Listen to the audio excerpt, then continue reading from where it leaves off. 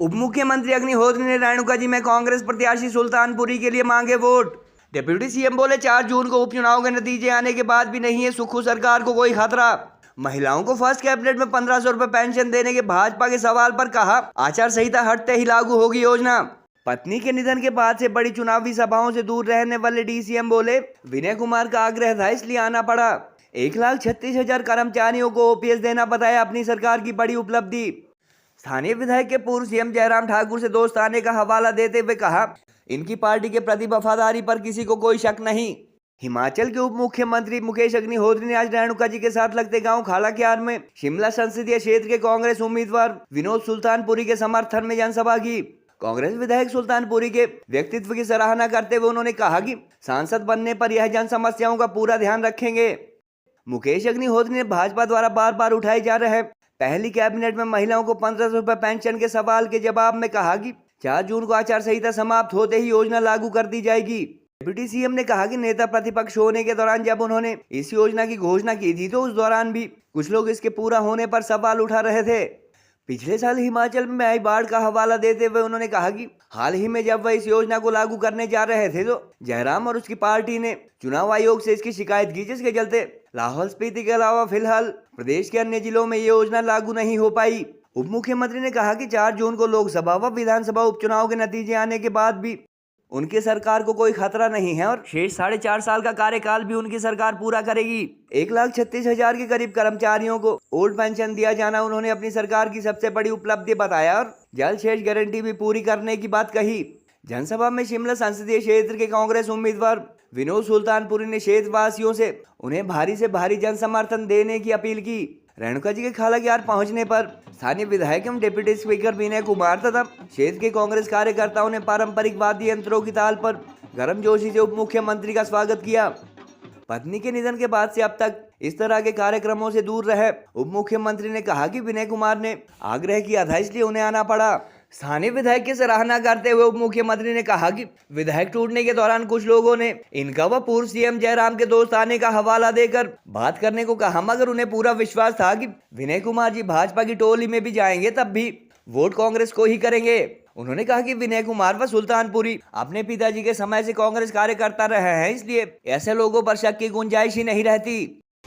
इनके पिताजी 6 दफा सांसद रहे, आज भी ऊपर से देख रहे होंगे कि मेरा बेटा जब 26 साल के बाद चुनावी दंगल में उतरा है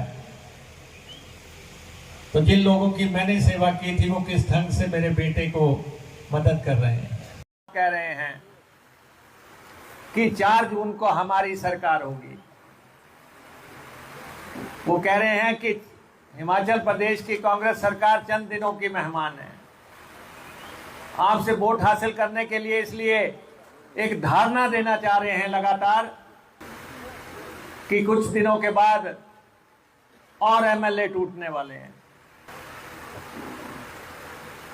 लेकिन यहां पे सुल्तानपुरी जी विनय जी की बात कर रहे थे और इनका दोस्ताना जो जयराम जी से रहा है उसकी चर्चा कर रहे थे। जब एमएलए टूटने की बात आई तो कुछ लोगों ने मुझे कहा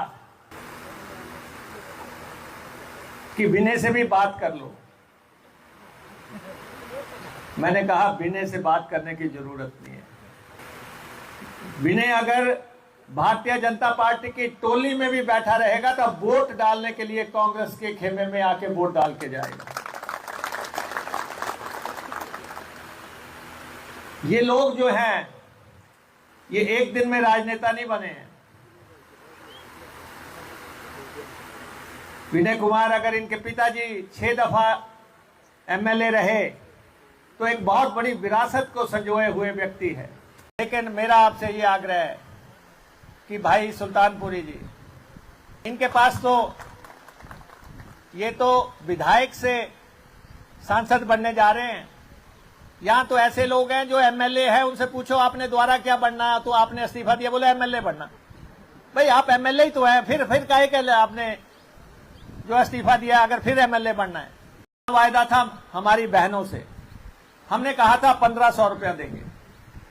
जब मैंने ये घोषणा की थी तो बड़ी आलोचना हुई थी, उसमें मैं प्रतिपक्ष का नेता था। बड़ी आलोचना हुई कि जी महिलाओं के लिए ये कैसे घोषणा कर दी, लेकिन हमने उसको अपने एक घोषणा पत्र में डाला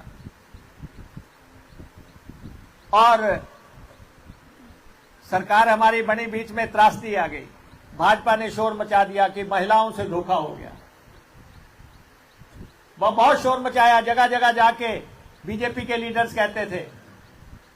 लेकिन जिस दिन हमने ये नोटिफिकेशन जारी की कि हिमाचल प्रदेश की हर महिला को जो 18 साल से ऊपर है उसको 1500 रुपए मिलेगा, जयराम और उसकी पूरी पार्टी जो है चुनाव आयोग के पास चली गई कि कांग्रेस की सरकार को 1500 रुपए देने से रोके।